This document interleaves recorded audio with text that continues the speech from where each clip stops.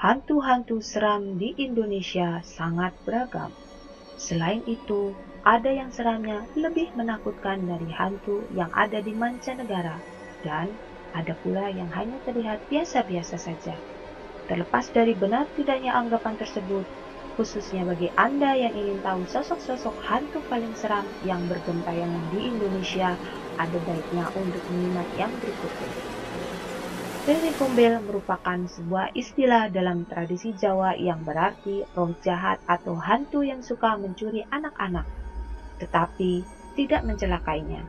Konon, anak yang dicuri biasanya anak-anak yang ditelantarkan dan diabaikan oleh orang tuanya. Wewe Gombel adalah roh dari seorang wanita yang meninggal bunuh diri lantaran dikejar masyarakat karena telah membunuh suaminya. Peristiwa itu terjadi setelah suami dari wanita itu berselingkuh dengan wanita lain. Sang suami melakukan hal itu karena istri tak bisa memberikan keturunan kepadanya. Sehingga Wewe Gombel tersebut pada akhirnya dijauhi dan dibenci suaminya, kemudian dikucilkan hingga menjadi gila dan gembel. Kejadian tersebut terjadi di daerah Gombel, Semarang.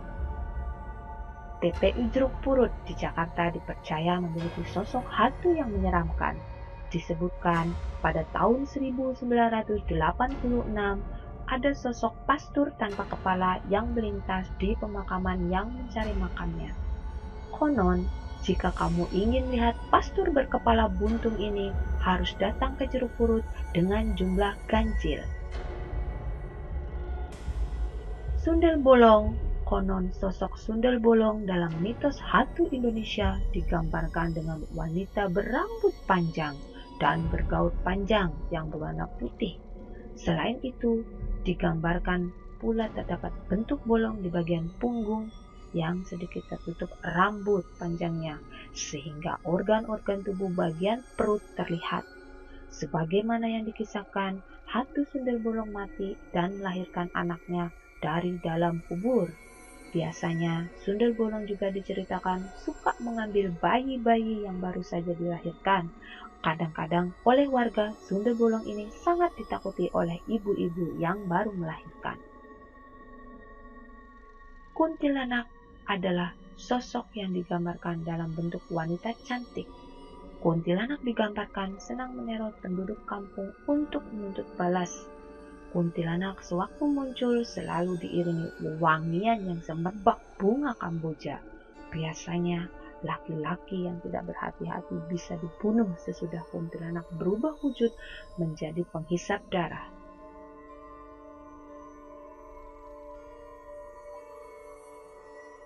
Kuntilanak digambarkan dalam bentuk wanita cantik. Kuntilanak digambarkan senang meneror penduduk kampung untuk menuntut balas. Kuntilanak sewaktu muncul selalu diiringi wewangian yang semerbak bunga kamboja. Biasanya, lelaki-lelaki yang tidak berhati-hati bisa dibunuh sesudah kuntilanak berubah wujud menjadi penghisap darah. Selain itu, kuntilanak juga senang menyantap bayi dan melukai wanita hamil. Akan tetapi, dalam cerita seram dan film horor di televisi Malaysia, kuntilanak digambarkan membunuh mangsa dengan cara menghisap darah di bagian perut. Genderuwo merupakan sejenis bangsa jin atau makhluk halus yang berwujud seperti manusia mirip kera, yang bertubuh besar dan kekar dengan warna kulit kemerahan. Tubuhnya ditutupi rambut lebat yang tumbuh di sekujur tubuh. Genderuwo dikenal dalam masyarakat di Pulau Jawa. Habitat hunian kegemarannya adalah batu berair, bangunan tua, pohon besar, dan sudut-sudut yang lembab, sepi, dan pengap. Kuyang merupakan siluman berwujud kepala manusia dengan isi tubuh yang menempel tanpa kulit dan anggota badan yang dapat terbang untuk mencari darah bayi. Makhluk ini dikenal masyarakat di Kalimantan.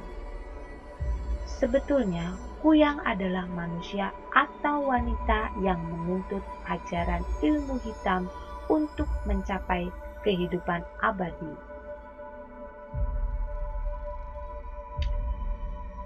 Sebetulnya, penggambaran sosok pocong sangat bervariasi. Dikatakan, pocong memiliki wajah berwarna hijau dengan mata yang kosong. Penggambaran lain menyatakan pocong berwajah rata dan memiliki lubang mata berongga atau bertutup kapas dengan wajah putih pucat.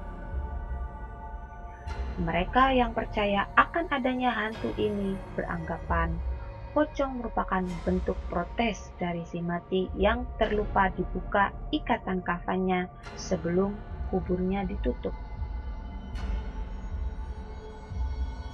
Rangda merupakan ratu dari para leak dalam mitologi Bali. Makhluk yang menakutkan ini diceritakan sering menculik dan memakan anak kecil serta memimpin pasukan nenek sihir jahat melawan Barong, yang merupakan simbol kekuatan baik. Sebagaimana yang dikisahkan bahwa kemungkinan besar Rangda berasal dari Ratu Menandradatta yang hidup di Pulau Jawa pada abad yang ke-11 silam. Palasik menurut cerita turun-temurun, legenda atau kepercayaan orang Minangkabau merupakan sejenis sosok makhluk gaib tak kasat mata.